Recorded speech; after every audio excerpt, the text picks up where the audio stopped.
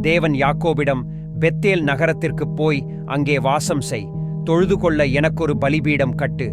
நீ உன் சகோதரனாகிய ஏசாவிற்கு பயந்து ஓடிப்போன போது உனக்கு காட்சி தந்த தேவனுக்கு அங்கே ஒரு பலிபீடத்தை அமைத்து அங்கு தேவனை தொழுதுகொள் என்றார். எனவே யாக்கோபு தன் குடும்பத்தார் வேலைக்காரர்கள் அனைவரிடமும், உங்களிடம் உள்ள மரத்தாலும் உலோகங்களாலும் செய்யப்பட்ட அந்நிய தெய்வங்களையெல்லாம் அழித்து போடுங்கள், உங்களை தூய்மைப்படுத்திக் கொண்டு சுத்தமான ஆடைகளை அணிந்து கொள்ளுங்கள். நாம் இந்த இடத்தை விட்டு பெத்தேலுக்குப் போகிறோம். அங்கே எனக்கு துன்பத்தில் உதவிய தேவனுக்கு நான் பலிபீடம் கட்டப்போகிறேன். அந்த தேவன் நான் எங்கு போனாலும் என்னோடு இருக்கிறார் என்றான். எனவே ஜனங்கள் தம்மிடம் இருந்த அந்நிய தெய்வங்களையும் தங்கள் காதுகளில் அணிந்திருந்த வளையங்களையும் யாக்கோபிடம் கொடுத்தார்கள்.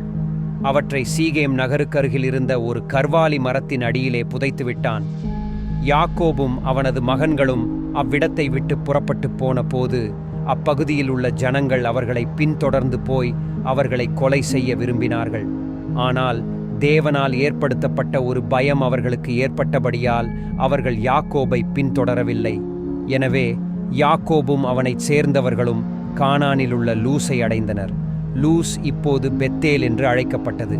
யாக்கோபு அவ்விடத்தில் ஒரு பலிபீடத்தை கட்டினான். அதற்கு ஏல் பெத்தேல் என்று பெயரிட்டான். காரணம், அவன் சகோதரனுக்கு பயந்து ஓடியபோது தேவன் அந்த இடத்தில்தான் அவனுக்கு முதலில் காட்சியளித்தார். தேபோராள் எனும் ரெபெக்காளின் தாதி அங்கு மரித்து போனாள். பெத்தேலில் கர்வாலி மரத்தின் அடியில் அவளை அடக்கம் செய்தனர். அந்த இடத்திற்கு அல்லோன் பாகூத் என்று பெயர் வைத்தனர்.